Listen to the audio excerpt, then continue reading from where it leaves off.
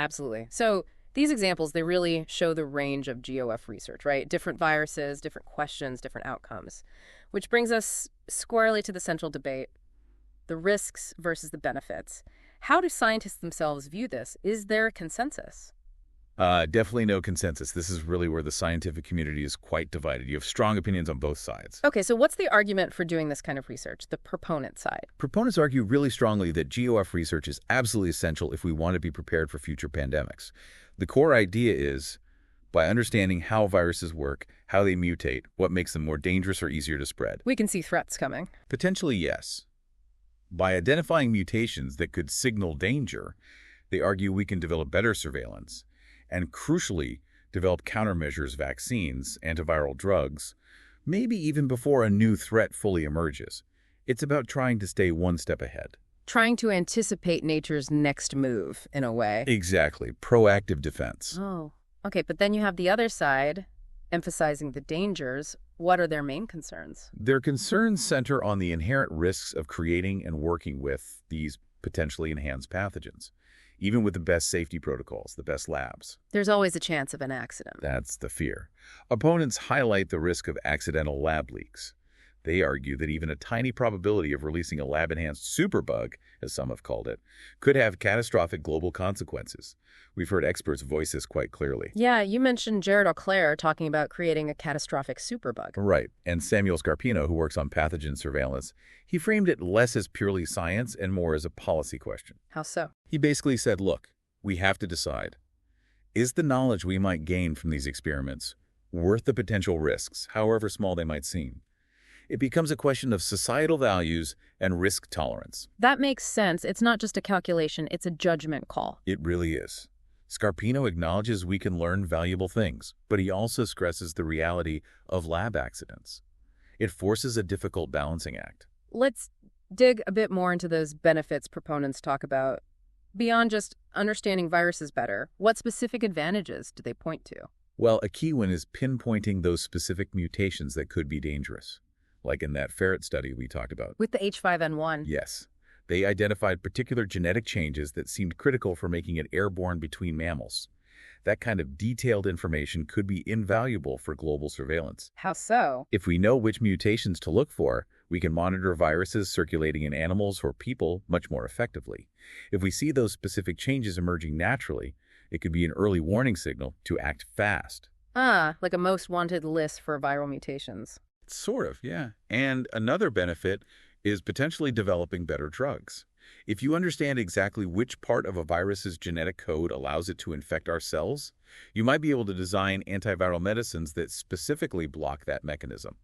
More targeted treatments. Okay, so better surveillance, potentially better treatments. Those sound like strong arguments.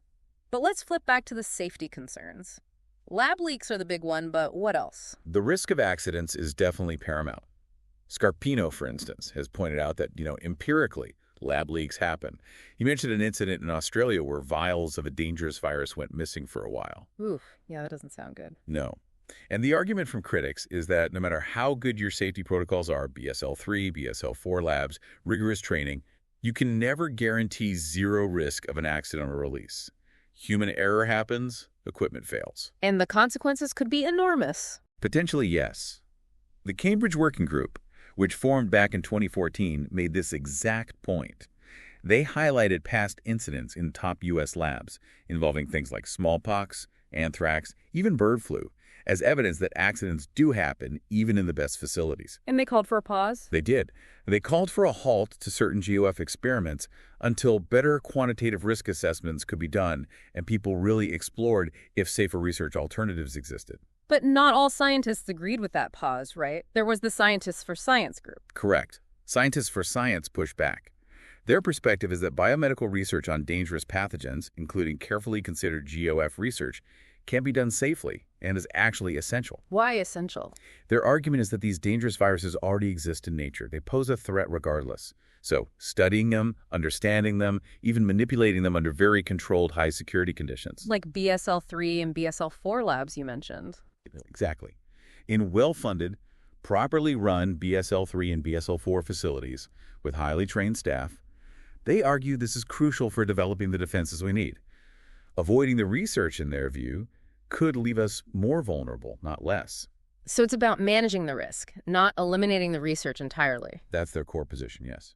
Risk mitigation through strong safety measures and training. Okay, this whole debate, it just screams complex ethical considerations. It's not just about lab protocols. It's about deeper values, responsibilities. Absolutely. And our sources dive into this. There was that 2016 ethical analysis white paper commissioned by the NIH. What was its main goal? Right, that paper. Its goal was basically to provide a solid ethical analysis to help guide policy, especially around funding decisions for this type of research. Exactly. The NIH wanted a review of the existing ethical thinking, different ways to evaluate risks and benefits. And they asked for a framework. Yes, they asked the analysts to propose an ethical framework that the NSABB, the National Science Advisory Board for Biosecurity, could use when making its recommendations. And the core idea wasn't just a simple yes or no to GOF research, was it? No, not at all.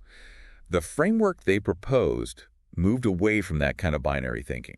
Instead, it suggested looking at several different ethically relevant dimensions. Dimensions, like different factors to weigh. Precisely. Things aren't just ethically acceptable or unacceptable. A specific research project might score better on some dimensions and worse on others. The idea is to consider all these factors and push the research as far as possible towards the ethically acceptable end of the spectrum for each one. Can you give some examples of these dimensions? What kinds of things did they look at? Sure. They outlined 8 key ones. First, the research imperative, basically, how important is the scientific question being asked? Is it worth pursuing? Okay. Second, proportionality. Do the expected benefits genuinely seem to outweigh the potential risks? That classic risk-benefit calculation. Right. Third, minimization of risks. Have researchers looked for safer ways to get the answers? Have they put all reasonable safety measures in place? Makes sense. Fourth, manageability of risks. If an accident did happen, how bad could it be and how well could we actually handle it?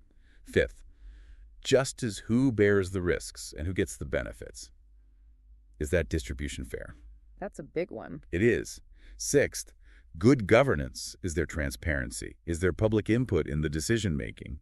Seventh, evidence. Are we basing decisions on solid scientific knowledge? And eighth, an international outlook recognizing this is a global issue needing cooperation. Wow, that's a lot to consider for any single research project. It really is. It shows the depth of the ethical challenge. The paper also linked GOF research back to that idea of dual-use research. How did it frame that connection? Right. As we touched on, dual use means potential for both good and harm. Historically, the dual-use worry in biology often focused on biosecurity, the risk of someone intentionally misusing the research, maybe for bioweapons. But the GOF debate really brought biosafety risks, the risk of accidental release, much more to the forefront. Creating potentially more dangerous viruses, even with good intentions, inherently raises major biosafety concerns separate from the biosecurity ones. So GOF research highlights both kinds of dual-use risk, intentional misuse, and accidental release. Exactly. The biosafety aspect became much more prominent in this particular debate. And these dual concerns, they fueled policy responses, like that U.S. government funding pause back in 2014. What exactly did that pause cover? That pause specifically targeted U.S. government funding for GOF experiments involving influenza, SARS, and MERS viruses. But crucially, only if the research was reasonably expected to enhance either their pathogenicity, their ability to cause disease, or their transmissibility through the air in mammals. So not all GOF, just specific types expected to make those viruses worse in a specific way. Correct. It was a targeted pause. It happened after those H5N1 ferret studies caused controversy, and also after some unrelated biosafety incidents were reported at government labs. Alongside the pause, the government started a whole deliberative process to really think through the risks and benefits, and they tasked the NSABB with coming up with recommendations. And the NSABB did come out with a framework in 2015. What kinds of risks and benefits did they identify? Their framework laid out several risk categories. You had biosafety risks, lab accidents, biosecurity risks, theft, misuse, proliferation risks, the danger if this research spreads to labs with lower safety standards. Okay. Also, information risks, could publishing the details be harmful? Agricultural risks, economic risks if a pathogen gets out, and even the risk of losing public trust in science. And the benefits? The main benefit they listed was advancing scientific knowledge, understanding pathogens better, which helps develop ways to fight the diseases they cause. So we have these frameworks, these categories. But when it comes down to actually deciding on a specific study, how do you practically weigh these things?